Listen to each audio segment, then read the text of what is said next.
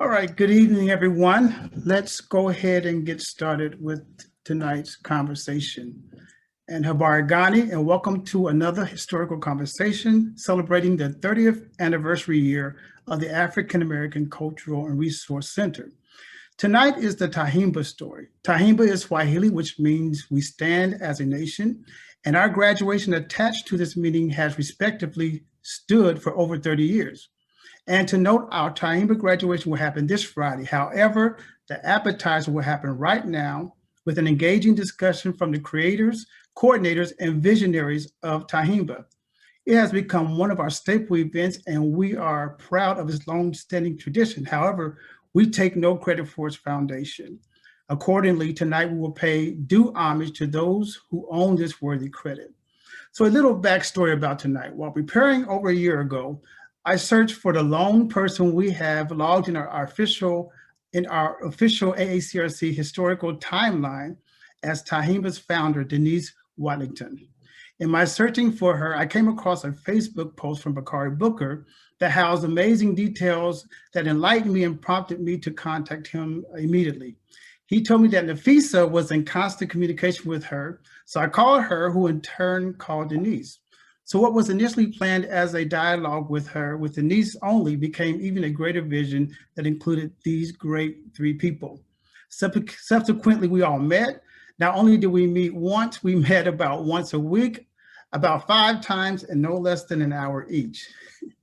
So we had great conversations, and if tonight's conversation even slightly mirrors any of those 5, I promise you that you will love, respect, and applaud these people for everything they did, just like I am applauding them tonight. So let's go ahead and get started. And joining me tonight are these 3 incredible panelists. First, I want to welcome Ms. Denise McKenna, and please, I know you're going to correct me, Wadlington Zanu. Tell us a little bit about yourself, what organizations you were in on campus, and a little bit about what you're doing now. Oh gosh. Okay. Well, thanks for having me, Eric. I really appreciate it. It's been great getting to know you and reminiscing about the old campus. When I was attending UC, I was Denise Wadlington, and I am now Denise McKenna Wadlington Zanu. And I attended between fall of 1987 to summer 1991. I was a member of the Black Program Board, as well as a member of UBA, and I was an ambassador for UBA and served as a liaison for the President's Advisory Council all 4 years that I was at UC. I was the lone African-American student on the President's Advisory Council, and I spoke for the Black students. We did a lot pushing for divestiture of apartheid funds in that organization with that connection. I also was I was an RA. I was a UC ambassador, and part of a founding member of Sisters of Ujima. And then I was the founder of the Tyehimba celebration. Great, thank you and welcome. Now we have Nafisa Fudayel. Please. Yeah. Yes, thank you so much, Eric. This is such a great occasion for us to be here today. And when I was at UC, the organizations the ones that I can remember at least, I was in a part of the National Association of Black Accountants. I was very active in that because I was in a business college. I was a part also of UBA. I was a part of Delta Sigma Theta sorority. Yes, I have to give my shout out. I also was a part of Advance, which was a career program by Linda Bates Parker. I was also involved in the Sisters of Ujima. So yeah, and I was a part-time, I worked part-time on campus for the Senior Verse Provost too. So there's a lot of activity going on campus. Thanks. Great, welcome. Great to have you. Next, the aforementioned Bakari Booker. Thanks, Eric. I was a student there. While I was there, I was a member of United Black Association, MPA, which stood for Medical Minority Pre-Medical Alliance. I gotta look over here. I was a founding member of African Men in Impact. I was a member of RAP, Racial Awareness Pilot Program, Progress, and along with Rapport. I was a member of Images of Color, and pretty much that's it. And then I was also a co-founding member of the Tyehimba celebration. All right, so we're going to get right to that. So actually, don't mute yourself, Bakari. We're going to start with you. So I'm going to call this first part of the conversation the connection. So the Facebook post that I had really blown my mind, and for me, it set the stage and was the major piece that really brought all of us together tonight. So if you could talk a little bit about that. Okay, I'm going to go on and read it. So bear with me. It was a few short days after when the African Men of Impact had given one of the best programs on campus, a tribute to the Black woman. Everybody loved attending our programs because they were so meaningful. A young, energetic sister approached me by the name of Denise Wadlington and asked me if we could meet at the Piccadilly. Many wouldn't know anything about this restaurant. Let me give you a little history about what I had going on. Doc had coached me to do another project, and I had less than 35 days to pull off one of the biggest programs of the year, the Black Caucus Ball. I was the program director, which meant I was in charge of everything, not to mention I was carrying a load of 21 credit hours for spring quarter. The next weeks, Denise and I met, and she told me about the vision. In the entire time we met, I sat there and just stared at her. It was as if Denise and I had this conversation before. The more I sat, the more I stared, and my mouth opened. Immediately, I was geeked, and I was sworn to secrecy, not to mention anything about the meeting. We agreed to meet the following week at the same time. The next meeting we met, and at this meeting, in comes the poor righteous leaders on campus, Nafisa and John Munson. All of us had big dreams after graduation. Denise was planning on attending grad school. John had accepted a position at Toyota. Nafisa was going to law school, and I was preparing to take the MCATs exam. Remind you, all of us were very active on campus, and we also were tutors over at Mary Middle School. Every week we met and worked our minds in planning out this event. We had not come up with a name yet, but we were geeked that we were bringing our labors to fruition. It was time for us to meet with the Wiz. Now on campus, many of us looked at Doc as being our Lord and Savior. We could go to him with any problem that we had. This time we were going to see him for something else. Now let me give you a little background about Doc. Doc was in charge of EPS, which stood for Ethnic Programs and Services, the Darwin T. Turner Scholars, the Black Program Board, the Spring Break Tour, ABGLO, which stood for All Black Greek Letter Organization, Hanarobi Ensemble, the Black Arts Festival, and one of my favorite, the Black Man Think Tank. For all this man created and implemented, we were a little intimidated by him. By surprise, he was all for it. We knew it was going to be the first Afrocentric graduation celebration, but we needed to come up with a name. Denise conceived a name, and she wanted it to be known as the Tyehimba celebration, which was from the Swahili language, which stood for We Stand as a Nation. We were all geeked about the name of the program, the Tyehimba celebration. Later that day, I remember Denise asked me if I knew of any artists that wouldn't mind drawing our logo. I thought about none other than Antoine Jones. He was a member of DAP, Design, Architect, Art, and Planning, but he was also a member of African Men in Impact. His logo was uniquely done and it fit the description perfectly. Things were starting to move, and Doc mentioned to us that we needed to get some Afrocentric tassels. Doc had mentioned we contact Joellen Smith, and we did. And since her sister had an Afrocentric shop and Joellen was graduating the next year, we thought it would be a good idea to bring her on the committee as well. We decided as if she would join us. We all did everything that we needed to do, but we forgot about the budget. We needed money. Doc was so gracious to give us a large donation for the cause. We went on a crusade of asking all campus organizations for a donation to assist in making our vision come true. Now, we needed to find a location to host the event. Denise and I pitched in our money and purchased some flowers for Miss Georgiana, who was the campus scheduler, and she graciously allowed us to hold the function at the Emory Theater. Our very own Ross Wright was our guest speaker.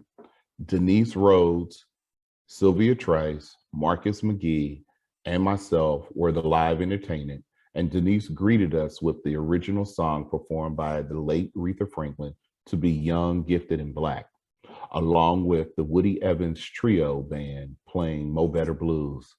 All walks of life were in attendance of the first African-American Tyehimba celebration. Oh, what an enjoyable celebration to see your mama in them, your daddy in them, grandmamas and grandfathers in them, along with your aunties, uncles, cousins, brothers, and sisters, and the rest of them coming to celebrate the many achievements and accomplishments of our fellow Bearcats. The publicity and the coverage of the news was from our very own Edna Howe. Edna had us on her segment of Straight Talk Live every week to hype the city up in attending the first Afrocentric graduation celebration. The late Linda Bates Parker, our very own Ma Parker, wrote a distinguished article which was published in the Collegiate magazine. Majority of the steering committee decided to attend either grad or law school as well, as Denise took a job as being the program coordinator at the African American Cultural and Research Center. The next year, we all came together because decisions needed to be made and the students were not stepping up to the plate. Recommendations were made, and we decided to allow Doc to resume full responsibility of overseeing the Tyehimba celebration. 29 years later, the meaning and legacy that we presented to the Bearcat community and family has been one amazing venture. For 30 years, we have stood and watched the first Afrocentric graduation celebration grow and become one of the most legendary treasures for many to hold, cherish, and embrace. This program has been inspired many of predominantly white universities, as well as ones who attended historical Black colleges and universities, to step up and inspire and model our celebration. I say Asante Sana to all the fellow participants, because without your participation, this event wouldn't exist. We encourage you to come back and support the endeavors of the Tyehimba celebration each year. Peace, blessings, and to you all. Wow, yeah, that set the stage. That really sums it up. So talk a little bit about, go back a little bit about your meetings with you and Denise, and then we're going to pass the ball to Denise. But just tell us about those meetings, what we discussed. You talked about the secrecy, you talked about the budget, the community resources. Just talk a little bit about that. We were doing so much at that time. We were meeting during the day for the Tyehimba celebration. We were meeting at night in another secret place on I think it's the 6th floor of the library, because we were fighting for the culture center. And it was like 50 plus people attending that meeting. So it was really impactful to me, because I had 21 credit hours. I was doing the Black Caucus Ball. I didn't know anything about it, but I was pushed into doing it because somebody had dropped the ball and they needed somebody to do it. So I got pushed in it, but I really can say I wouldn't change anything that we did. I really wouldn't, because it was great. It was great. I wouldn't change anything about it. Yeah, we're glad, because it's still existing today. So Denise, we're gonna pass the baton. So you had the meeting, you had your boy right here, sworn to secrecy. Talk a little bit about that as well. Why was it important to not, release the information to the campus? What was your strategy? Well, the idea was I wanted to have something for us, as for all the seniors. And I'm a native of Cincinnati. I'm a graduate of Walnut Hills High School, lived in College Hill all my life. My parents are still there. There are people who are UC grads who still go to my mama's and daddy's house when they come to town to eat their food. And I'm not even living in the city no more. And so we've always been a local family, and everybody and I have tons of, not exaggerating, I have tons of cousins who either had matriculated through UC or people knew through the community or for whatever reasons. So people knew us and knew my family. My brother was a reporter and a editor at the Cincinnati Enquirer. So whenever something popped off at UC, there was always somebody in my family around. And I really was asking, my friends, what are we going to do for graduation? What are we going to do after graduation? There were a lot of people who go to UC, or at the time would always live out of state. People were coming from Cleveland and Toledo and Steubenville and Columbus. And it was like they were coming to town. Some of their parents had never visited the campus. They were able to send their kids to school, but they could never come visit their children. And as we kept talking about what was going to happen, people didn't have anything to do. We didn't have anywhere to go. We didn't have any kind of way for our families to meet. And they couldn't all fit at my mama's house. So my daddy said they couldn't all fit at our parents' house. So it was like, okay, so what else can we do? And we weren't trying to I don't know if I really was trying to have an event. I started out thinking, oh, maybe it should be a cookout. Maybe we should just get together and do something. Then it was like, no, well, let's do this and that's what I kept thinking about more and more. One of the conversations that came up, and at the time, Brad was right, we were all doing everything. I was in my senior year as a student teacher out of the College of Education. So my undergrad degree is in special ed. And I just didn't even have, I wasn't on campus during the day. I had to come to campus just to catch up with everybody and to do things, because I was literally teaching. And so I wanted something that everybody could participate in. And then I found out there's a difference in how commencement ceremonies are held at the University of Cincinnati than what our traditional community is used to. And basically, I was like, what you mean my mama ain't gonna see me walk across the stage? Out of all my siblings, I'm the first one that's gonna be able to walk across the stage in college. And you telling me my parents can't see me walk across the stage? There's a problem with that. I can't go home and tell my mama that.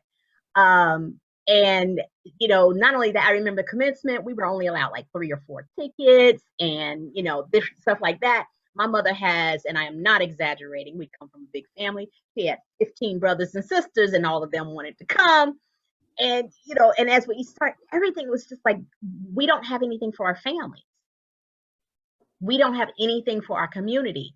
I didn't get through 4 years of school by myself.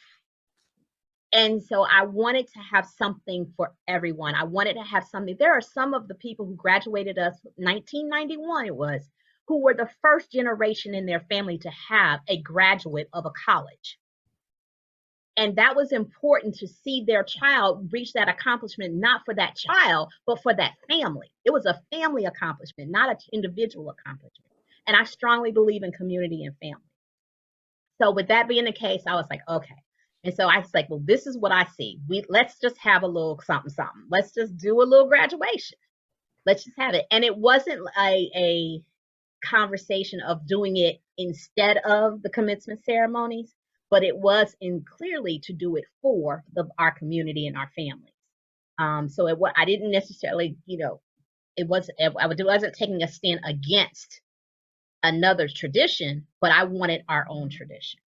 And I remember Brad saying it was almost like it was definitely a for us, by us situation. So I started talking to Brad. After Brad said, yeah, I'm down. I'm letting this down. I was like, okay, so now what do I need to do? Who else do I need to bring on? And so I was like, Nafisa and I had already knew each other. And I was like, okay, this is what I'm trying to do. This is what's up. And I need you to come on and help me with this. And so we started with Nafisa and Brad and brought in John Munson. And that was so the four of us would get together, and then we started bringing other people. And I started wanting people who were coming from different colleges and different spaces to come and participate, because it wasn't just about what went on the main campus. A lot of us who were local were from continuing education or from places where they never actually got out of there. I remember it was a DAP student, had never actually been through the quad, been through was they called it the hall or something? Was it Great? Yeah. TUC. TUC. And he said he had spent all 4 years. Yeah, the union. He had spent all 4 years basically at DAP without ever leaving that building because his program was so intense. And the first time he had come into TUC was to find us to pay for his participation in the Tyehimba celebration. And he thought he was by himself. So it really meant a lot to us. And we wanted us to be together. I wanted everybody to have one last time to spend some time together. So I started doing that. And it was bootleg funding. I remember that. There were actually several other departments that gave us money. There was the Minority Engineer Program, Residence Life and Housing gave money. The Educational Development Program gave money. Women's Programs and Services gave money. Student Affairs and Services, the African American Studies Department not only gave money, but they showed up and they showed out. And we had Career Development and Placement gave money, but the UBA Faculty Administration and Staff Organization, United Black Association of Faculty, Administrators, and Staff, they supported us, and the College of Evening and Continuing Education. But then beyond that, we started having, like, there were people in the community, would hear, oh, you're doing that? Well, when you do your ad, I'll buy an ad. I'll put me in for the ad, and I'll give you $100 for the ad. And I'm like, well, we weren't even doing ads. We weren't doing. Okay, we're doing ads because people are going to give us money. And so that's how we developed the program. It was like, but even the program design, the artwork was by a student. The actual program printing was by a student. It was precise and simple. And those were alumni and students from UC with Chris Johnson, Steve Jones, and Kevin. Oh my God. Somebody help me with Kevin's name. Kevin Foston. Kevin Foston. Is that Dawn? Hey, Dawn. That's one of my sisters, Dawn. She was one of the reasons we did this, because she kept telling me she was leaving and she wasn't coming back to Cincinnati, and that broke my heart. And so we just wanted to make sure that we were giving something to everybody. It was a community event. And because I was local, I had more community contacts. So I was able to tap into like an African dance group that I danced with, was Kamisi Drum and Dance Ensemble, the Collective Wazir, and the Cincinnati Rites of Passage. When we started telling them this is what we're doing, they, we got not only their blessing, but their support, because we were creating our own rites of passage. And that's what this really is. The Tyehimba celebration is a rites of passage. And we were creating our own rites of passage, so they included in that. We had two women who helped with, by singing in the program. the national anthem of South African national anthem. And that was Nkosi Sikelel, and they were from the Women's Studies program. They were the only two African-American women in the Women's Studies program. They were graduate students. There, in all of the program, there was only two sisters, and they came and they showed up and they showed out. And so we had so many aspects of people and community and levels of support from local people, from the media, from the news, from the African-American Studies Department. And I will never forget Dr. Jameson, who called us in after we had been on the radio. And I thought I was in trouble, because if everybody talks about the experience of of a HBCU, but you can't do much on a white campus as a Black student and people not know who you are and what happened. So I wasn't even taking her class anymore and got called in. There was a message that was sent to an office to a professor to tell Denise to come to her office. And I'm like, oh my God, what did I do? Only to be told that she had heard us on the radio as we announced the Tyehimba celebration, and that we represented ourselves, our families, and our communities well. And she was 100% behind us. And that's the kind of support we got from UC. And if I could say something, Eric, during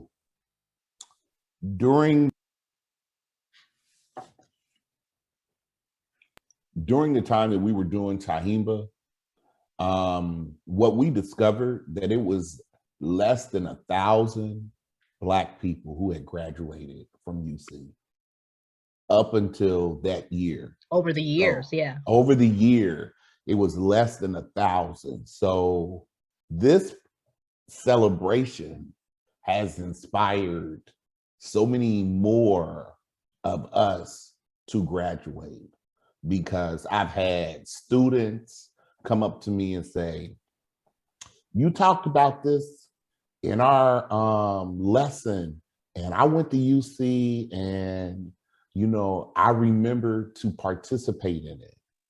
And it makes me feel good to see that the legacy is continued. Yeah. So there's two groups you don't hold too long. That's a preacher and an attorney. So we're going to jump to Nafisa. We want you to talk about, both Brad and Denise hit on the impact, little hints of it. But if you will, talk about, first of all, your role, because of course you were pulled in as well. Talk about your role, and then please talk about the impact it had on the campus, it had on your peers, Black and non-Black, it had on the community. So just talk about the impact of the first Tyehimba being brought to the University of Cincinnati. Right. Thank you so much for that. Everybody's just bringing back all these memories. It's such a great thing.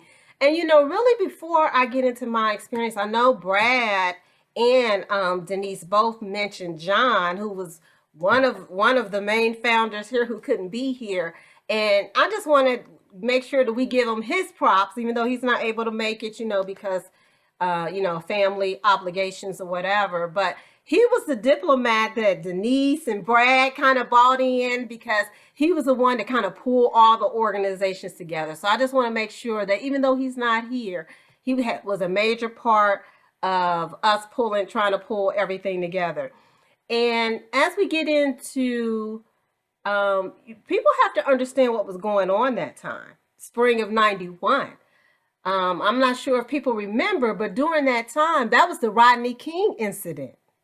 The Rodney King incident had just happened, and unlike today where everything is recorded and all this other kind of stuff, that was a big deal to have that recording up. And so people were, it was a lot of protests going on around that. It was a lot of angst around that, and conflict and things going on. So as Denise mentioned, we really wanted to just bring everybody together and have that sense of community. And in terms of doing Tyehimba, one of the things we wanted to make sure of is that we incorporated different aspects of the community. This wasn't just a UC experience. This was a Cincinnati or community experience. So even when we, Denise mentioned the dancers, the drummers.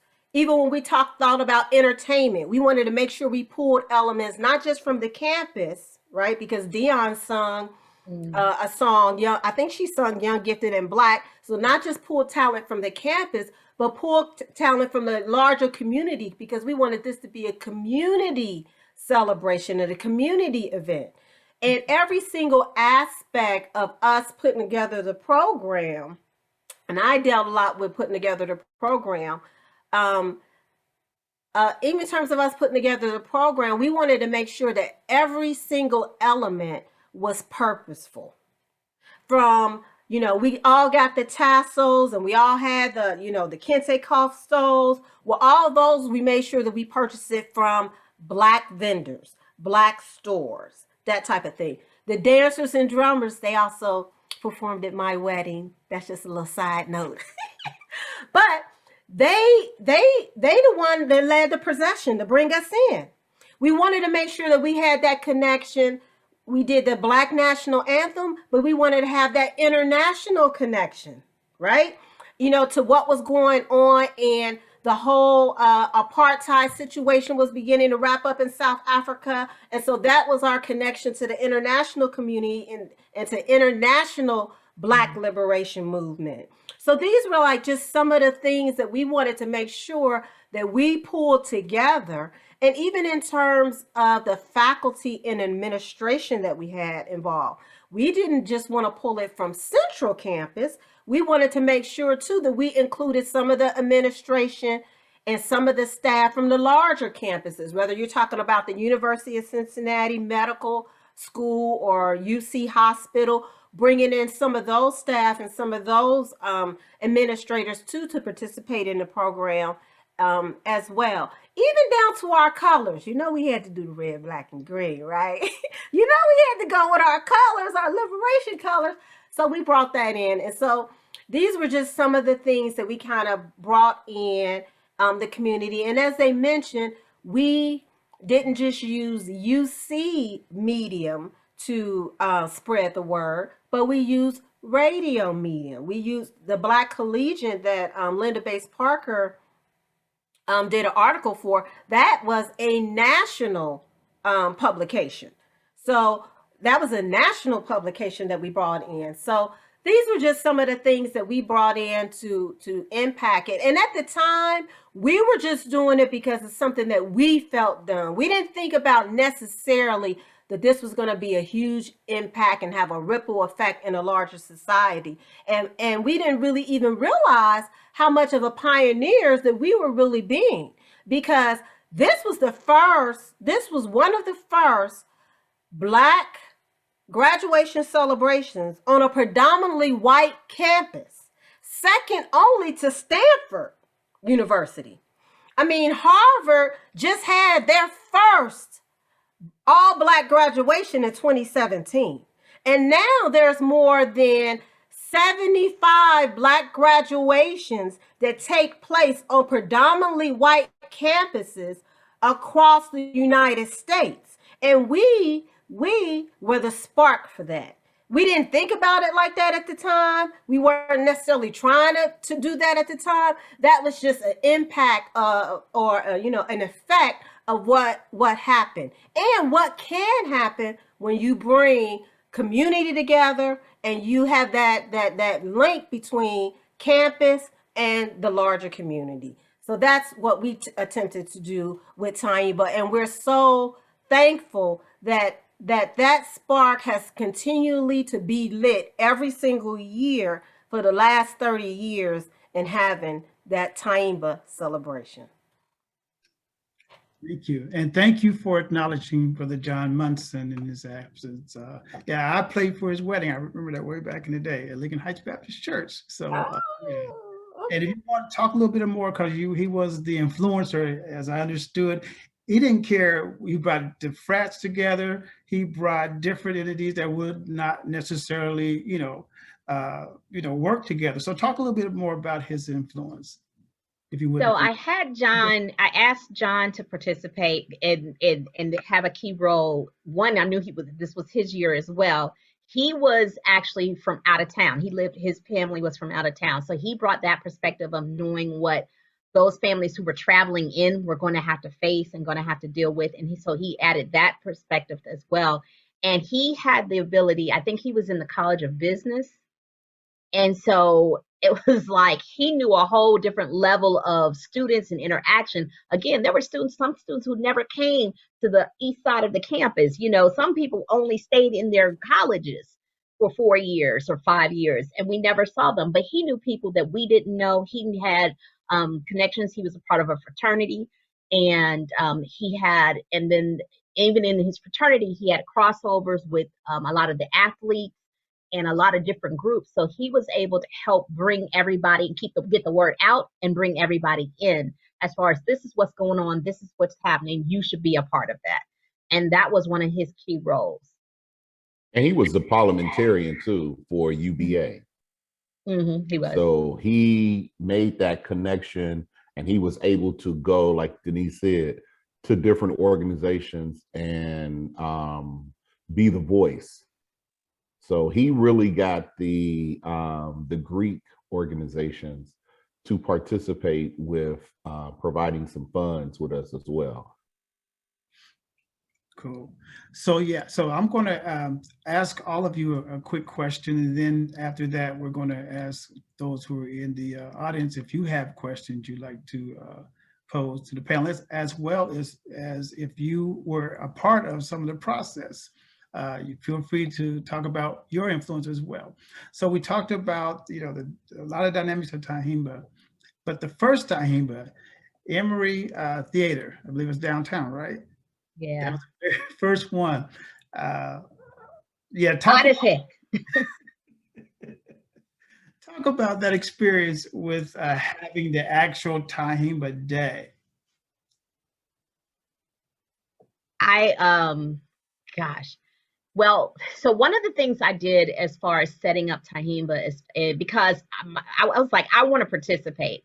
I had actually, you know, with I was about to call you Tanya, with Nafisa, I was about, we had coordinated, and then we decided, we were like, wait, we want to walk in, we want to sit with the grads, we want to rock, we don't want to be running around here, you know, having to make sure everybody's in place and stuff like that. So we got some undergrads. And once we started realizing we needed help from a different level of students, I was like, wait, we don't just need undergrads. We need the undergrads who are going to be graduating next year, so they know what to do, so that they can actually recreate this and keep it going. So we had Bluesette Marshall Kafense Devosu. Is that how you pronounce his last name? There's another sister, I cannot remember her name. We had about 4 or 5 other students who were undergraduates who were coming in that next year. They were juniors and they were planning on graduating the next year. We started asking them to participate and to engage, and then that way, and to help us to actually put this on so they could see it from the working side, and they would know what to expect, and they could take what they liked out of the program, use it, and move forward in the next year with it. At the time, it wasn't public and known that I was going to be the program coordinator for the African American Cultural Center. That had not been publicly named. And so I'm trying to put stuff in place so that I know that next year it'll just run real smooth, you know, because I always wanted it to be student-led and student-driven. And so we got there and everything was fine, and the building was old as crap, and it hadn't necessarily been kept up to the best of its ability, and it was hot, and it was hotter than church on Sunday. And and then the air went out, and I at one point I just was fit to be tied, as my mother would say. But everybody stayed, everybody hung in there, and nobody, I didn't hear any complaints. We knew it was hot, but I didn't hear anybody complaining. And we had fans brought in. We walked into the drums, the candles, we had the Nguzu Saba lit, which are the candles, the 7 candles from Kwanzaa. We had libations done by the Collective Wazir. And we had opening in Harlan Jackson, who was the former UBA president when I was student, and started in the UBA. He was our master of ceremonies. So every aspect we tried to have the students, but it was important to acknowledge and have our academia present. We're getting degrees from UC, so we need to actually, it was twofold. I really would have loved for all of the professors to be, especially the Black professors, who went out of their way to make sure that the Black students were okay on campus. You know, because Dr. Jameson didn't have to call and say, you did good. She didn't have to check on us and make sure. I wasn't even in her class officially anymore, but there was an ownership there. Drs. Collins, Mr. and Mrs. Dr. Collins, Patricia Hill Collins and Pat Collins. I had classes with both of them. Right. Loved them to life. And they were like, you okay? You doing all right? And then Mr. Collins would always be like, and you got your work done? You got your classes set? You know, there was never any, okay, I know you're doing all of this, but, you know, it's okay that you don't have your work, your exam in, your papers in. It was, I had to do both.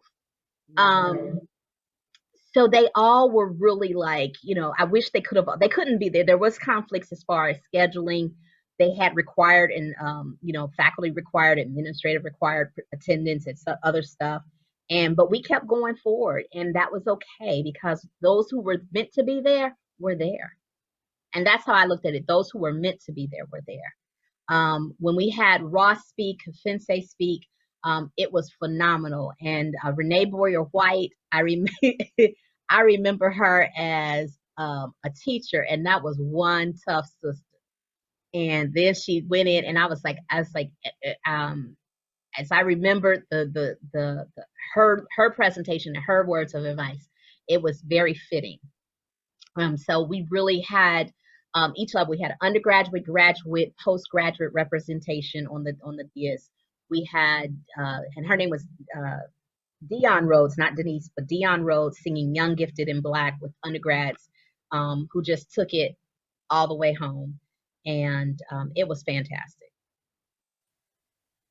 Yeah, what I remember the most too about that day is that even though it was hot, I mean, it was just such great energy in the place. You know what I mean? It was just like, it was kind of like a nice family reunion where everybody's getting together, and you just felt a lot of love in the atmosphere, a lot of love and energy. And as Denise mentioned too, you know, we were running around campus trying to get all this stuff done, trying to meet with all these people to put it all together in the midst of everything else we was already involved in and working and all this. And then I too I forgot to mention, I was a minority scholar. So, you know, even though by that time I had, it was almost time for me to graduate, but still, I still had to, you know, keep up the things that I was doing in terms of representing the minority scholars and the new people that were going to be coming in and all of that. But that's just what I really remember about that day. It was just so much love and joy and separation, and everything that we had envisioned in the atmosphere that we want to create it came to fruition. You know, it came to fruition on that day, and it was just a really good feeling. People might remember the heat, but at that time, I don't remember people being so bothered by it, at least during that time. Now, after it was over with, it might have hit them after it was over with. But during that time, I don't really remember. Yeah, so that was just a great thing. And for me, I was a transfer student. So I came from an HBCU, and I remember going to my sister's graduation where I left, and Jesse Jackson's mother-in-law graduated with them. And I just remember seeing them walk across the stage, and everybody was clapping and, you know, thanking God and saying hallelujah and stumping their feet. And I just remember when Denise and I were meeting, and I was telling Denise, like, oh no, we got to do something. I said, we got to do something because I remember when my sister graduated, and I couldn't see it any other way. You know, I know we weren't gonna be able to do it in commencement because I think Denise and I had went to the March graduation, and we looked at each other like, what is going on? They said, will the College of Education please rise? On this date, we are confirmed that you are a graduate of the University of Cincinnati. You may be seated. And we was like, no, we can't have it like this. We got to do something that's gonna take us to another level. And when Denise mentioned about the Kamisi and African dance ensemble coming, and we was like, we got to get Dion to come and sing, and Dion was all geek to be a part of it. And I was like, okay, y'all. Even though it was hot than fish grease, we had a great time. I mean, I don't think any of us really worried about the heat. And I just remember the many family members that came, and they were like, if I didn't know no better, I would have thought we were at an HBCU, because we don't have this much fun at our own graduation. Y'all took this to another level. And I was just like, really? And, I had relatives come from Chicago, DC, Alabama, and, that's all they kept doing was talking about that. They just kept talking about how it was just so much and how impactful it was. And I come from a big family too. And that Sunday morning, I didn't really want to go to the commencement, but I went because of the family that came in town. And one of the things that they said was, this was nothing like yesterday. This was nothing like yesterday. And I was like, gee. So yeah, that's what I remember about Tyehimba.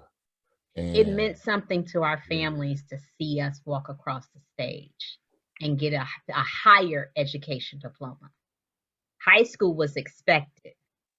College is earned. That, at least in my household.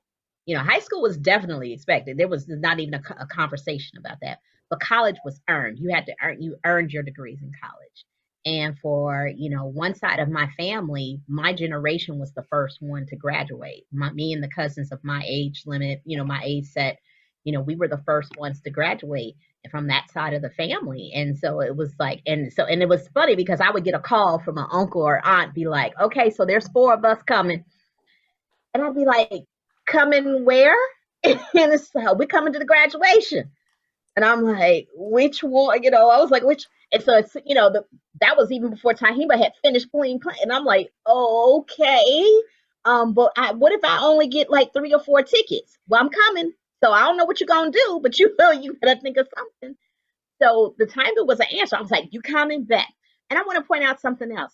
The original Tyehimba Day was June 15th, 1991. That's Juneteenth. So it was done on Juneteenth, another level of history, another level of understanding of the Pan-Africanness of it, and of the community and of the mindset of what we wanted and how we wanted that whole energy to be presented and to be carried out. So.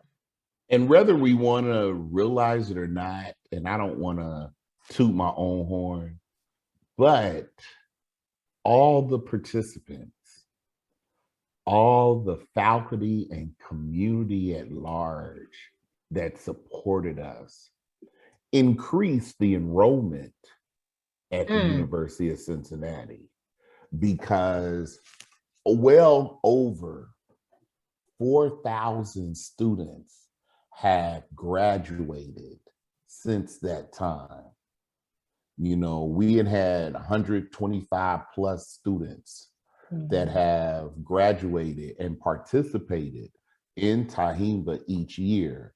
Now, it probably would be more, but everybody just, can't be a part of it, but or chose not to be a part of it. But we have increased the academic enrollment, even though some things has been done and it's been a little shady with the different colleges, but we are responsible for increasing the enrollment at the University of Cincinnati.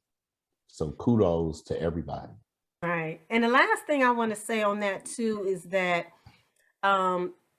in terms of the effect and impact, and because it was such a successful event, it also added to the success of the launching of the African American Resource Center. Because you have to understand that even though the planning for the Resource Center was in the works at that time, It wasn't us solid. having a big successful event like that spurred it on. And we came before the cultural center. And most people don't understand that, because this event was launched in June of that graduation. At that time, we were on trimesters. You know, we was on quarters. Yeah. Quarters. It wasn't on semesters. We was on quarters. So that's why, you know, that's the time wise. But and then the cultural center did not open until September of '91.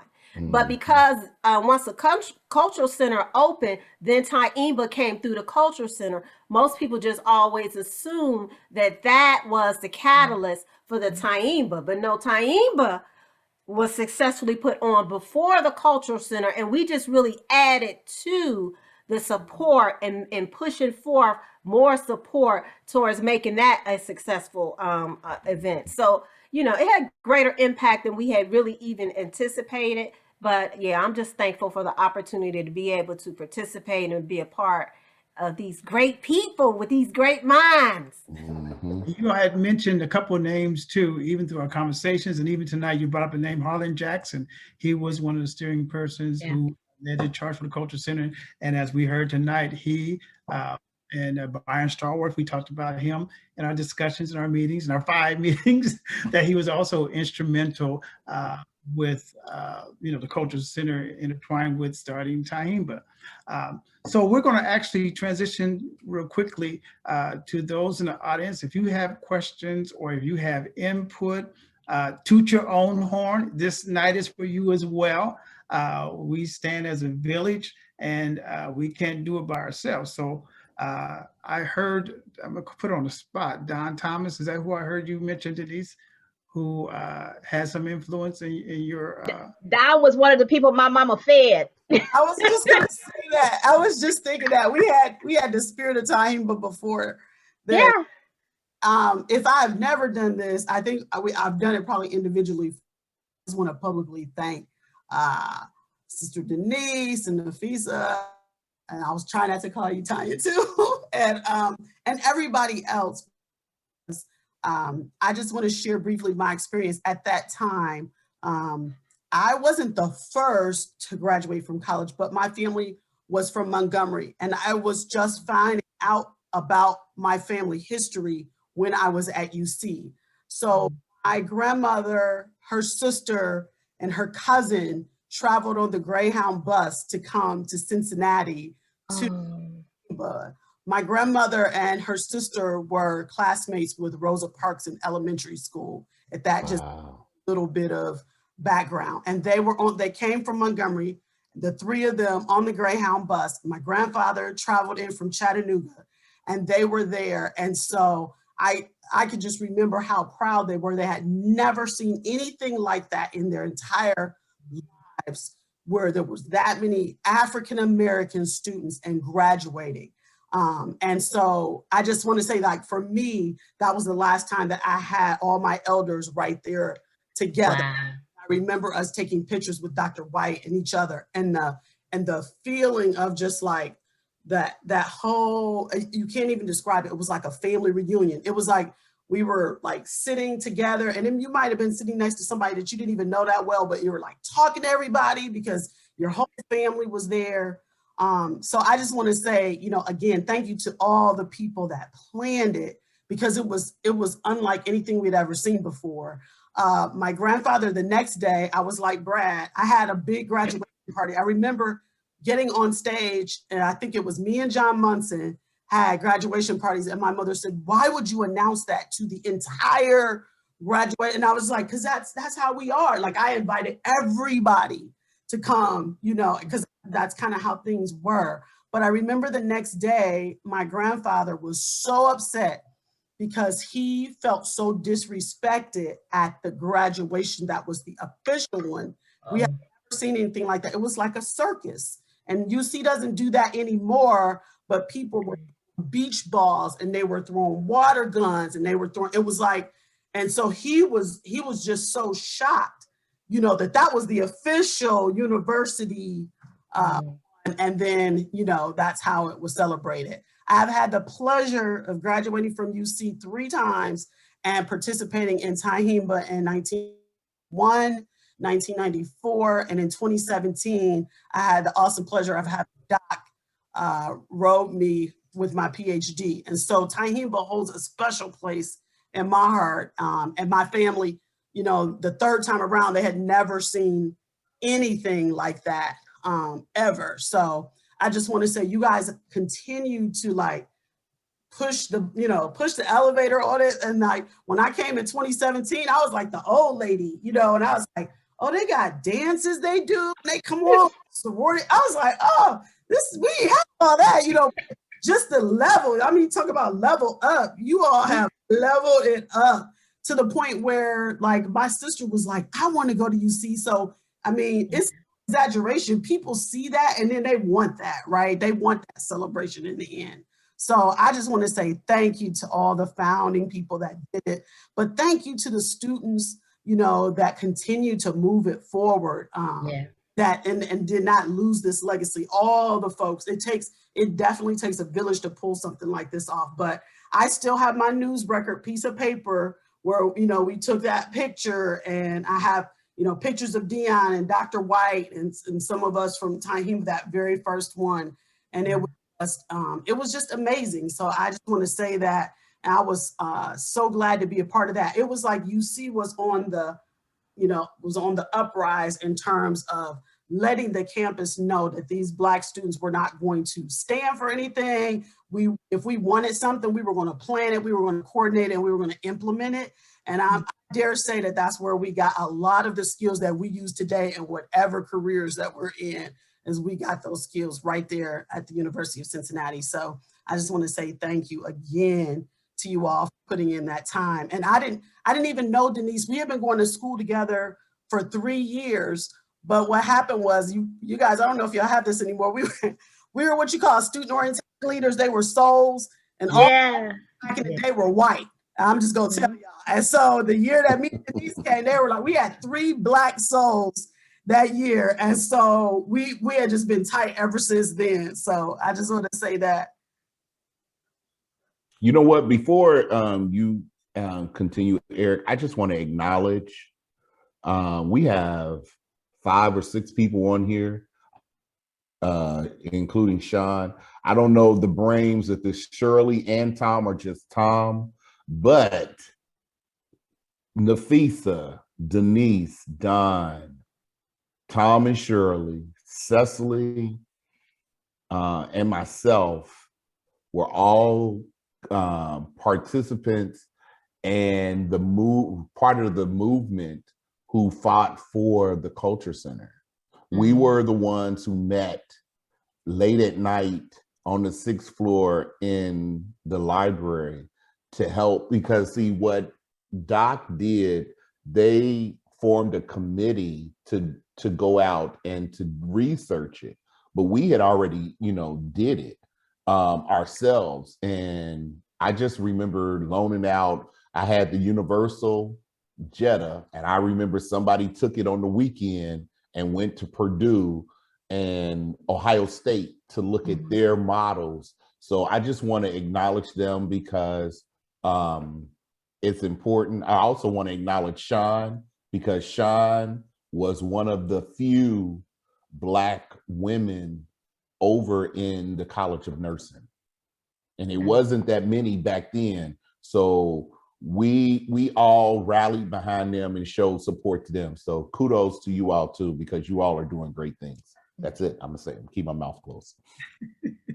Thank you for that. Yeah, again, there are so many players who have contributed to this Tyehimba story. If there's somebody else from the audience, feel free to please jump in. Thank you, Dr. Thomas, for that. If I could very quickly, I know Dr. Thomas kind of, she attended 3 Tyehimbas, but in our discussions about how Tyehimba has gone from the Emory, we went to the Great Hall, the Yellow Great Hall and the Big White Great Hall. Then it grew to where we took it to Fifth Third Arena. Because just as you talked earlier, people wanted their family to come, and at a certain point, we had a great hall. It only held 1,000 people. We were given, I think, 2 or 3 tickets per person, per graduate. But then when we went to Fifth Third Arena, let me tell you, we opened up the floor and opened up the sides, and anybody and mama can come. So we talked about how, a lot of the dynamics that that you incorporated in the first time, but we still do today. A lot of things that you saw in the first one, you wouldn't have seen, you wouldn't see a lot of things that are done today. We talked about the fraternities. We talked about also there was a person, Gila, who roller skated across the stage. Fraternities got together. We had people shouting across the stage. So it was our way of expressing ourselves when we got that degree. And you talked about the influence Tyehimba had on our young people in our transitions program. Yes, the Tyehimba is the plum. You go through the rites of passage, and then the ultimate is Tyehimba. And I'll shut up too. I'm going to give it back. Well, I have, I had to take a poll of my family. Remember, I have a lot of cousins. So to record as to date, there have been 9 family members of my family who have participated in the Tyehimba celebration. Wow.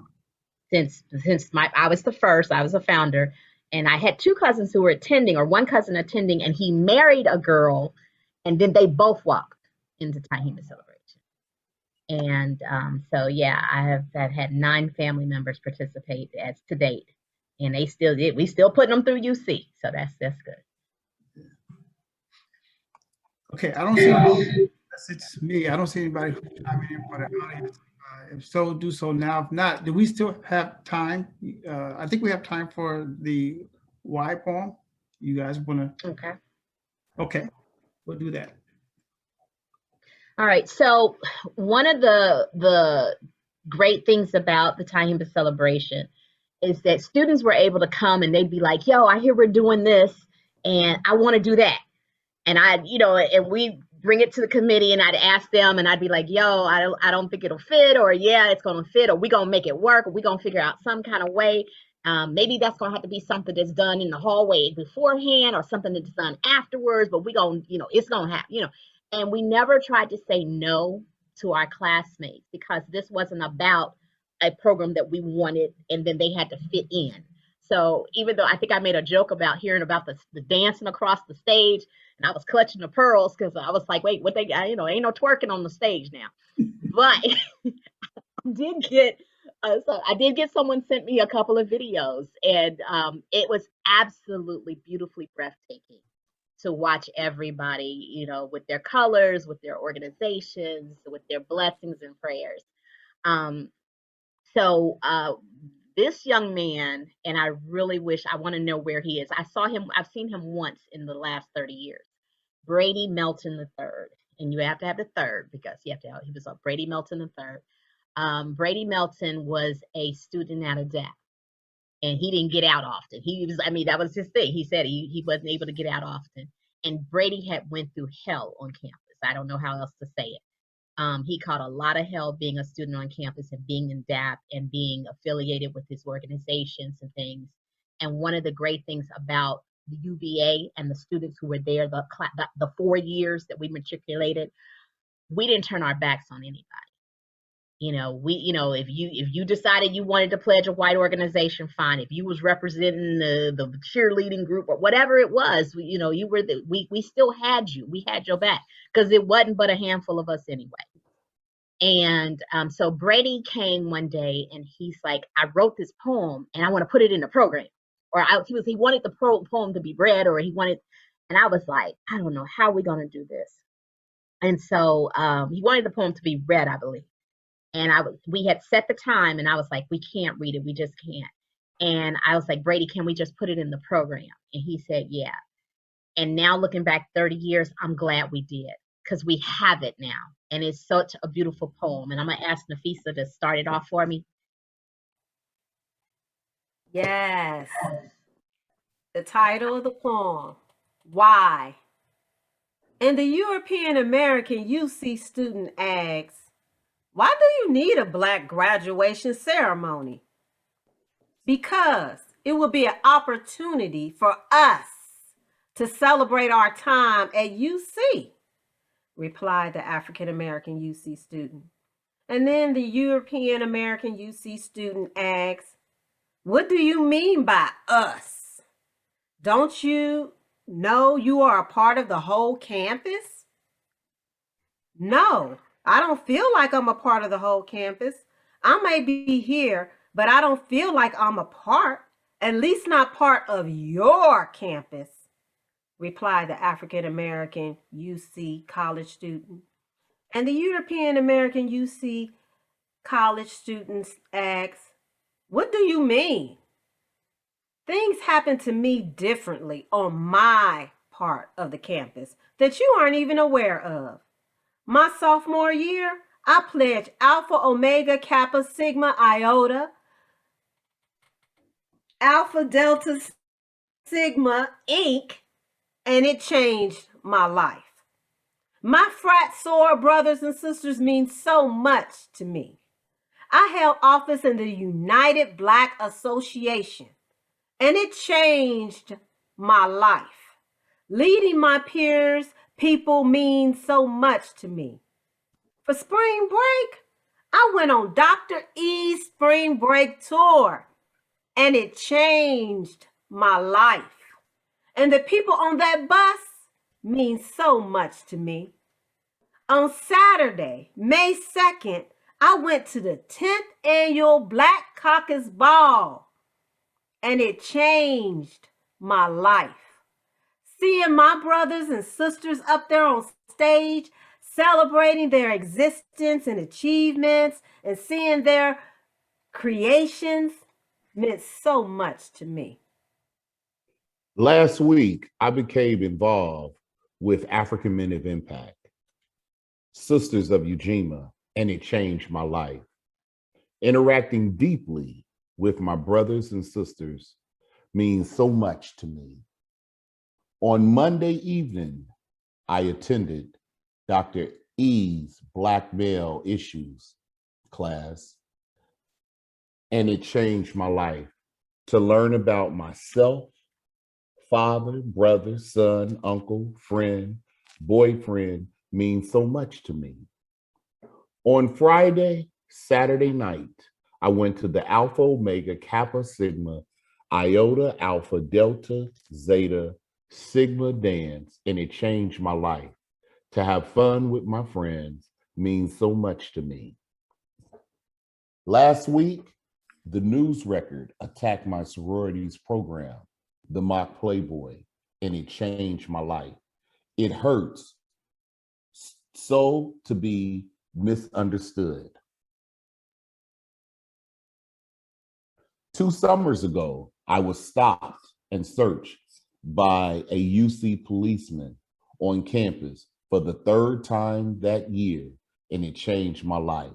It hurt so to be a 3rd year RA and the policeman not recognize you. I was so humiliated. Last year, some people wrote racist remarks about me in the lounge on the floor that I'm the RA of, and it changed my life. It hurts so to be so violated. Last quarter, the university wouldn't allow African American fraternities to throw parties in the TUC, and it changed my life. It hurts so to have nothing to do and nowhere to go on Friday, Saturday night. On Saturday, June the 15th, 1991, at 2 p.m. at the Emory Theater, the Tyehimba Celebration Graduation will happen, and it will change my life. Celebrating my time at UC with my people will mean so much to me. You're welcome to come, replied the African American UC college student. And the European American UC college student said, I don't understand. I know, replied the African American college student. And so Brady wrote that. Yeah. Brady wrote that, oh my gosh, of course, in 1991. And it was like, it was so where we were. Those things really happened. That was us. You know, the RAs who got stopped and harassed. You know, heck, we got stopped and harassed. We lived on campus and we couldn't walk to the oh gosh, what was that? The bookstore without getting, you know, where you going? Well, you see me every day. What do you mean? Where am I going? I'm going to school, you know, going to class.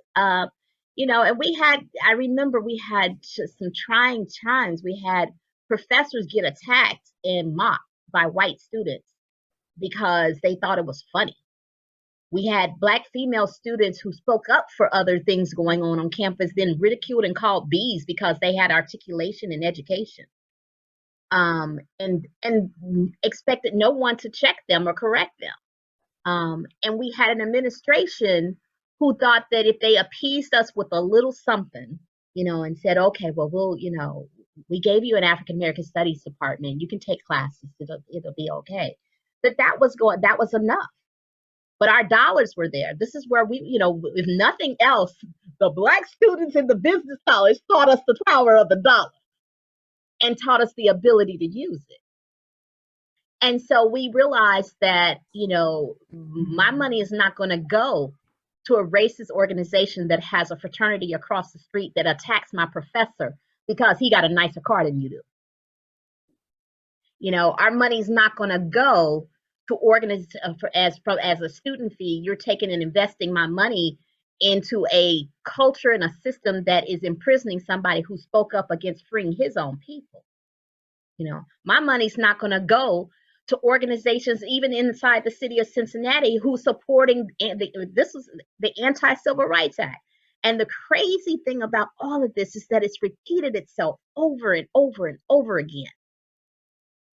And I held my breath yesterday. I just had to hold my breath yesterday because I was like, this is going to, it can't happen again. It can't happen again.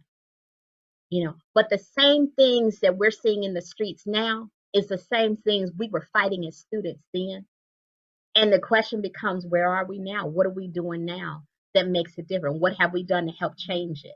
And one of the things that I learned being a student and being raised, I call it being raised in the rites of passage programs in the city of Cincinnati, was they always had a charge for us. So what are you doing for your people today? What are you doing? What have you contributed? And so I've lived my life by that. No matter what I do, no matter how I'm working, whatever job I have, but what am I doing for my people today? You know, how is it that what I'm doing not only helps me and my family, but how does it help my community? You know, and so I think we have a question. You're muted, Erica. You know, no, this is Sean. I'm Hey, sorry. Sean. Hi. Turn your camera on. Can you turn your camera on? Okay, let me see if I can do it. I'm in the car. Hey. Yeah, I just wanted to say, you know, I really appreciate everybody who got the African American Cultural Center started, the celebration. I remember in the College of Nursing my senior year, it was late, and it's a white security guard, police officer, whatever you want to call him, and he told me to get off the phone. And when I tell you, with nobody hardly in the meeting, and I said, why do I have to get off the phone? He said, you got to get off the phone. And I remember being pulled into the dean's office, and she talked to me and she asked me what happened. And that police officer never came back. But just imagine if he was to have a gun and I'm getting shot up in the College of Nursing just because I was on the phone. And it was nobody there. It was just me and him. Mm-hmm. I am so thankful for all the friends that I have made that I've been at since when I was at UC. I'm thankful for the experience.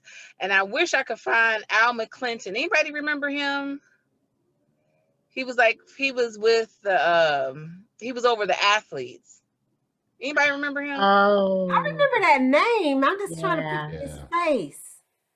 He was, I remember he said something to me and it has been profound. And he said, if you can make it at the University of Cincinnati, you can make it anywhere. And Dr. E, everything is political. And I still ride by that statement to this day. Everything is political, and I do not take it personal. And it's like saying everybody, okay, that's it. I'm gonna turn my camera off. Don, I'm so glad I was able to see your face. Who are you? Who was that talking? Your Kappa sweetheart, Sister Karen. Came out the house to run and get something. I happened to see the thing.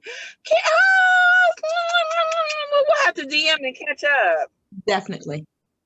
Definitely. Nice seeing everyone, though. I'm about to turn my camera off, though. Thanks, Sean. And you know, I want to say this because we were over in DAP. Don, Shirley, and myself. And we didn't have it easy because the way that they had our classes scheduled, we only took them one day a week, unless it was an evening class, and you may have had it twice a week. But if Don was taking a class from 9 to 12, I didn't know Don was in the college. I wasn't scheduled for a class until 1 o'clock. By the time I came in that division of the college, she was gone, because the only classes that we had over in DAP were our core classes. So we had to go to A&S to take our English and math classes. So I was hoping that Reggie would have been on here, because Reggie really played a strong, intricate role for getting us and assembling us to take classes and to know the people that was in your college, because I can't recall what transpired on campus. I don't know, but it was something racially motivated with a fraternity, and we were all met in Great Hall. And Reggie said, I want you all to link up by colleges.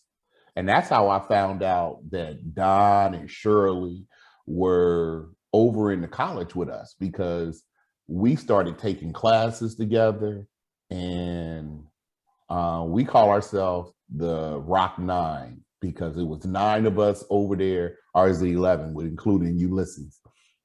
But UC, I tell people all the time, I hated UC when I first got there. And Denise was the reason why I stayed, because she took me down there and introduced me to Doc. And had I not done that, I probably would have left, because I hated it, because it was so different from where I was. Yeah. Well, if there's nothing else, a couple of things I'd like to close with. I do want to acknowledge some of my colleagues I see online. You had already mentioned Cecily Good, Dr. Brandy Elliott. Thank you all for attending. And on behalf of the Cultural Center, I want to express my sincere thanks for you panelists for sharing your vision, and we value your continued influence and praise you for creating one of the strongest and greatest Black traditions on a campus anywhere across this country. Thank you for your yes. I really appreciate you. Didn't have to say yes for tonight. I thank you for all of the meetings that we had, as long as they were, but it was wonderful. Thank you, thank you, thank you. Thank you to the staff, our AACRC staff of 2, myself and Mercedes, and to our graduate students, Marquez Jones and Autumn Francisca. Thank you to those students who attended tonight's forum. As you see, you have a great legacy to follow. So I hope you were inspired by everything that you heard and seen tonight. Don't forget about Tyehimba. Tyehimba graduation celebration is Friday. It's going to be virtual, so check for it on our digital platforms. Starts at 6 o'clock, Friday the 23rd. It follows a great day, April the 22nd, which is my 49th birthday. Hi, Brad. Lastly, I put a link in the chat. Please, it's a short survey, so let us know how we did tonight. And finally, you can catch our anniversary events. We're planning stuff every month, so check our website and our social media to find out every month what we got planned, celebrating the 30 years of the AACRC. So have a great summer. Have a great and safe time as you students, as you get through your finals. Wish you good luck and good night to everybody. Thank you all.